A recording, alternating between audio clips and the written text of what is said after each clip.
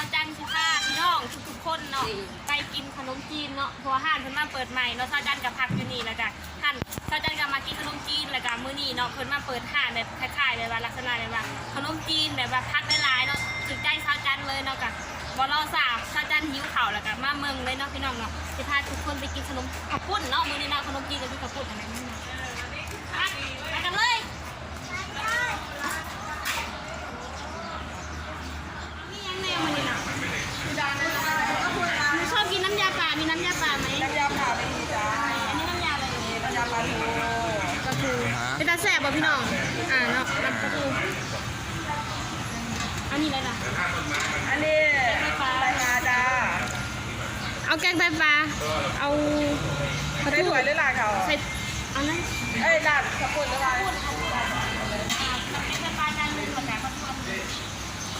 พักนี้ยิบได้เลยเนี่ยบอก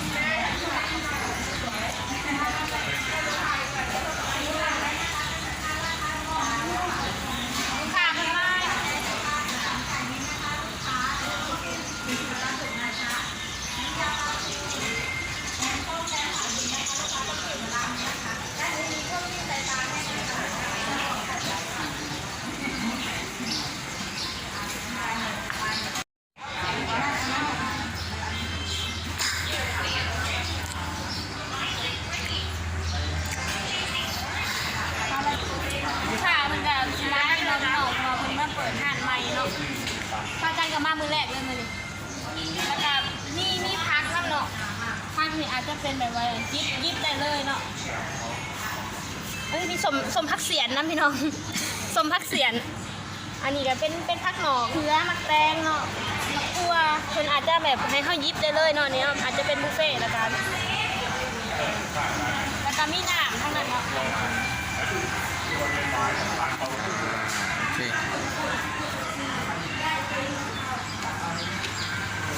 ไม่ต้องกินว่าพี่เนาะแสบๆเนาะมาเปิด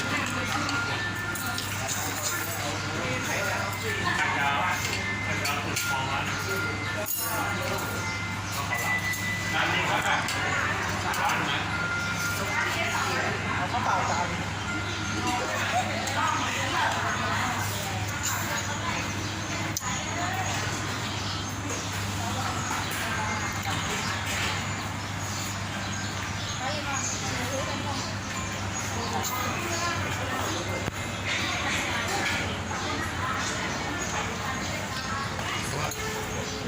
เตี่ยแน่เนาะพี่น้อง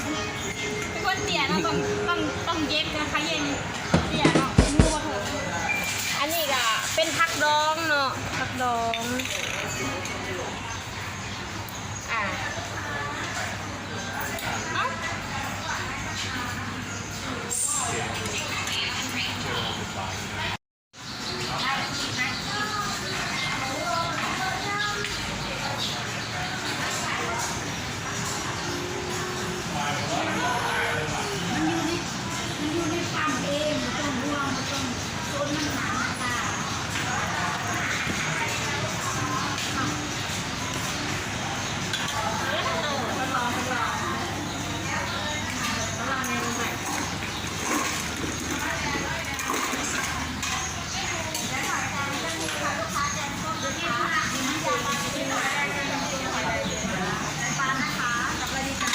าอย่างเดียวกัน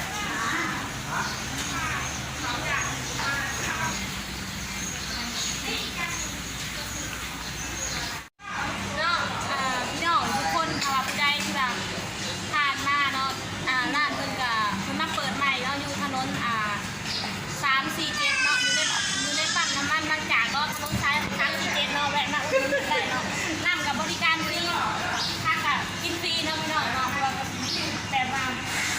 ลักษณะแบบบุฟเฟ่ต์นะเนาะอันนี้ก็เพิ่นก็เป็นอันนั้นเนาะบริการดีเนาะนี่เนาะเพิ่นก็เอามาให้เนาะ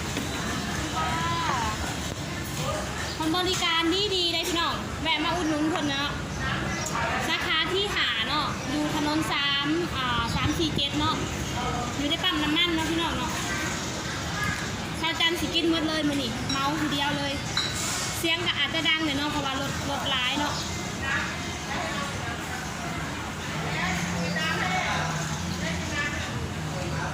เ กินฟรีเนาะอันนี้น้ำโค้กเลยคือ10 ฟรีเนาะน้ำเปล่าเนาะกินยิบได้เลยแล้วกันมีน้ำแข็งฟรีเนาะร้านเข้าฟรีหมดละอันนี้เป็นน้ำยาปลาทูเนาะชาวจันทร์จะคุณสิกินครั้งแรกกันพี่น้องมาซิมทางเกินแล้วก็ขนมจีนแกงไตปลาเนาะ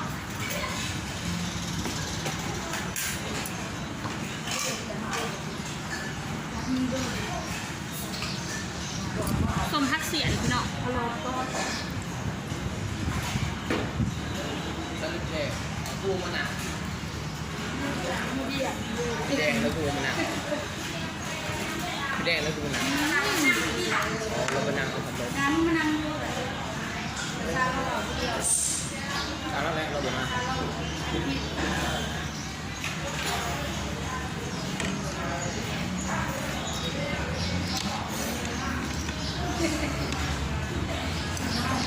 โอ้ได้กินขนมจีนฟรีผลยิ้มเปิดเนาะของฟรีเนาะอารมณ์ดีเล่นน้ำบอลลูนน่าเลย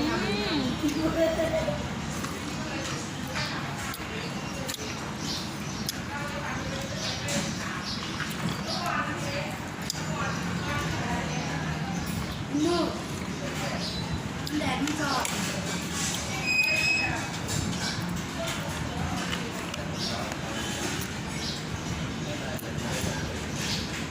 แค่พี่น้อง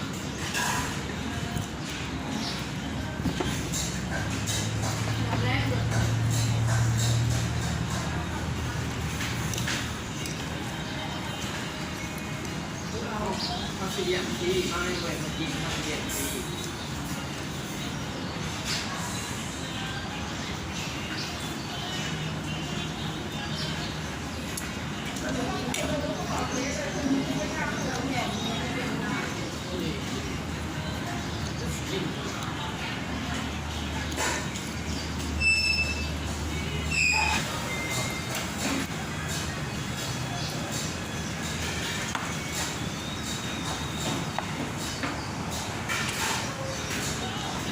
ขึ้น500 เหรียญ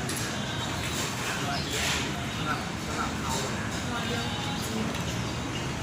เขามันจะจริงเขามันจริงแต่เขาเนี่ยนี่มันจับรถมันได้ไร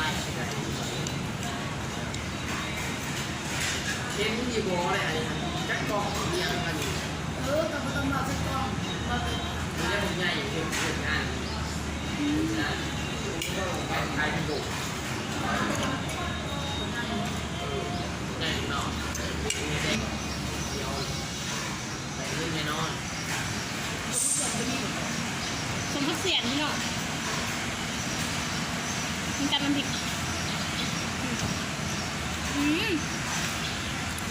น้ำจิ้มเพิ่นแซ่บๆน้ำจิ้มแจ่วเนาะน้ำพริก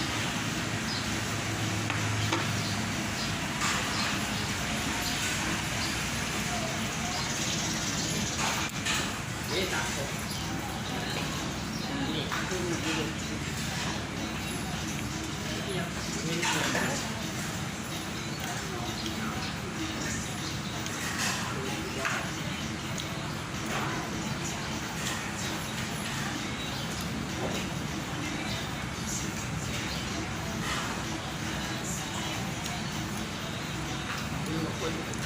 คนมีมัน ที่คุณมาก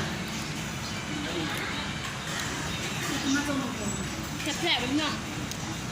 เสียงรถมันดังเนี่ยเนาะมันอยู่ในปั๊มน้ำมันเนาะรถหลายเมื่อไรผ่านมากับแวะมาอุดหนุนคนใดเนาะ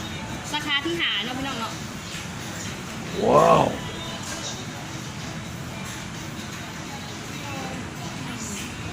ข้าวขาหมูตาปีก็มีข้าวขาหมูตาปีเลยค่ะจำนี่รู้ไหมนะบน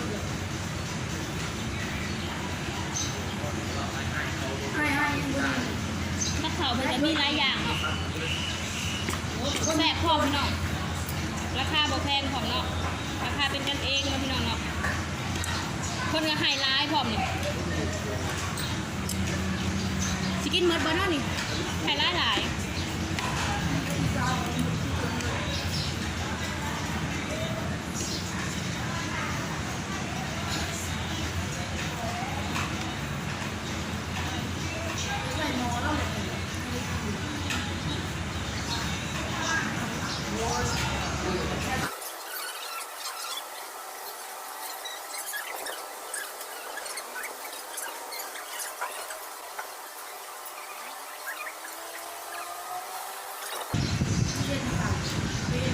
ส้มพักเสียนเนาะ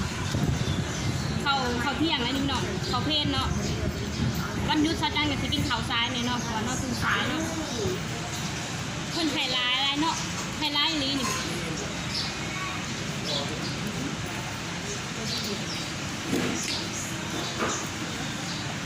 สวัสดีครับ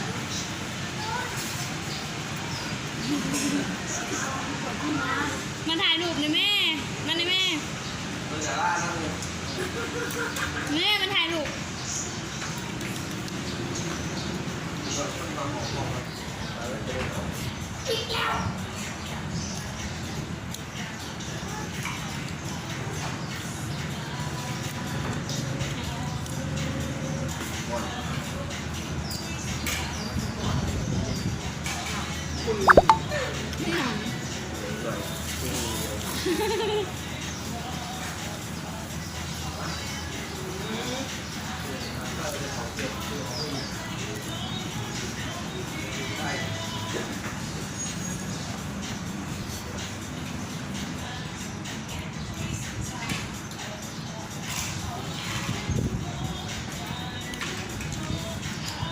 มาไว้แล้วเนาะอิ่มแล้วทุกคน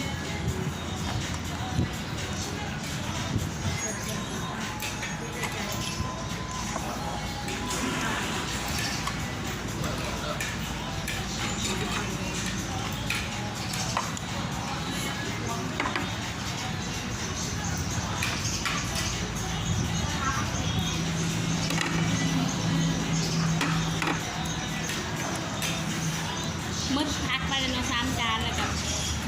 กินไป2 จานเนาะเพื่อนเนาะมาไว้เนาะกินน้ำโค้กเข้าไปอีกเนาะให้อิ่มค่ะเดี๋ยวถ้าจานที่พาทุกคนเนาะไ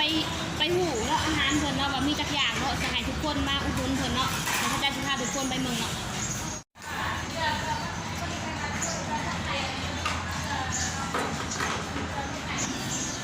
นี่เนาะเดี๋ยวถ้าจานที่พาทุกคนมาเมืองกับเขาเพิ่นเนาะเพิ่นกันไปเป็นทางภาษาไทยแล้วก็ภาษาทางใต้น้ำเนาะอีสานก็ได้เนาะลาวอีสานก็ได้อันนี้ยังนี่ได้ อันนี้เขาเป็นซูชิปลาดุกจ้า ชีปลาดุกเนาะพี่น้องจานจักบาทเนาะกระเป๋า กับเขาย่างเดียว40 2อย่าง45จ้า เอาไม้เขาฟังบ่ทันนะว่าไว้หลายเอาไม้ตลกเลยเนาะพี่น้องอยากก่อนจานนึงจักบาทก่อน จานหนึ่ง40 จานนึง40 บาทเนาะพี่น้องแล้วก็2 จาน ค่ะจานหนึ่งลาดย่างเดียว40ลาด2อย่าง45 อ๋ออันนี้คือ อันนี้ต้มมะระต้มเศษมะระนะคะ 1 อย่าง 2 อย่างอันนี้อย่างที่3เนาะพี่น้อง อย่างที่3คือไก่ต้มขมิ้นจ้า ไก่ต้มขมิ้นอุ้ยซอจันกับบ้านได้กินจะเถื่อได้นี่พี่น้องเราไปตัดแซ่บไปเนาะกะเพราเพิ่นเป็นกะเพราผัดไก่เนาะ จ้าผัดไทย อย่างที่ อันนี้แกงเขียวหวานไก่ 4 จ้า แกงเขียวหวานเนาะพี่น้องกินกับเส้นข้าวปุ้นบ้านเฮาเนาะแซ่บๆเนาะ อันนี้กเอาหอยแครงเป็นชมพูจ้า อู้ตัวนี้แหละแซ่บใส่ถุงเลยหอยเด้อ จ้า แกงของมากพี่น้องซอจันมากินหอยแครงเนาะ อันนี้ แกงไตปลา แกงไตปลาจ้ะ ซอจันได้กินไปแล้วเนาะเมื่อกี้นี่แซ่บหลายพี่น้องรสชาติแบบดีเลยเนาะเผ็ดแล้วก็มีรสชาติแบบว่าเผ็ดๆเนาะแบบเข้มข้นแบบภาคใต้นะกินกับเส้นข้าวปุ้นแล้วก็มีผักให้กินหลายอย่างเนาะแซ่บหลายเนาะ อันนี้แกงส้มน้ำใหม่ไข่ปลาจ้า แกงไข่ปลาใส่หน้ำมันสดเนาะพี่น้อง แล้วก็เนื้อใบยีราจ้า เป็นเนื้อ ยังกับ เนื้อ ขนาดยีราจ้า ใบยี่หร่าใบยี่หร่าเนื้อเนาะแกงเนื้อใส่กะทิเนาะ อันนี้น้ำยาขนมจีน น้ำยาปลาทู น้ำยาปลาทูเนาะใส่กะทิปลาทูอันนี้เป็นกับเผาอันนี้ราดเผาเนาะแต่เป็นกั๊บก็ได้เนาะฮะ นี่ความจริงจ้า แกงขม วกิ้งเนาะถั่วกิ้ง อันนี้ไส้ปลาแห้ง ไม้ปลาแห้ง ผักรวมจ้า ผักรวมเนาะแล้วก็ เชียง เสี้ยนแบบหลายอย่างเลยเนาะพี่น้องเมนูของกะทิอยู่ข้างบนเนาะแกงใส่ถุงใส่ถ้วยกับประมาณ50 บาทข้าวเปล่า10 บาทเนาะแล้วก็อันนี้ข้าวราดแกงเนาะ1 อย่าง40 2 อย่าง45 บาทเนาะพี่น้องเนาะก็แวะมาอุดหนุนเพิ่นได้เนาะกะรสชาติอันกับข้าวเพิ่นจะแซ่บหลายเนาะชาวจันทร์ก็ได้มาชิมแล้วเนาะมาลองในมื้อแรกเลยเนาะพี่น้องมื้อนี้เนาะก็แวะมาอุดหนุนได้เนาะอยู่ที่ถนน347เนาะอยู่ปั๊มน้ำมันบางจากเนาะพี่น้องเนาะแวะมาอุดหนุนเพิ่นได้เด้อเนาะเนาะแล้วก็มาเนาะร้านนี้ก็เนาะเป็นอันก๋วยเตี๋ยวเนาะของอันร้านตุ้มเนาะก็สิมีน้ำโต๊ะผัดกะเพราเนาะพี่น้องก็ต่อกันมาเลยเนาะแวะมาอุดหนุนเพิ่นได้เนาะเพิ่นก็เปิดที่นี่มาดุนแล้วเนาะกระแซ่บคือกันเนาะเอามาขายพี่น้องเมนูเพิ่นกัน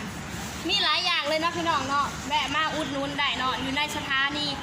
น้ำมันนี่เนาะพี่น้องเนาะอยู่ในปั๊มถนน347เนาะพี่น้องเนาะอยากอีกถนน347เนาะมีกับข้าวมีหลายอย่างให้ทุกคนเนาะแวะมาใส่บริการมีของนำเนาะมีที่เติมลมเนาะสถานที่จอดรถอย่างกว้างขวางเลยเนาะพี่น้องเนาะแวะมาได้เด้อ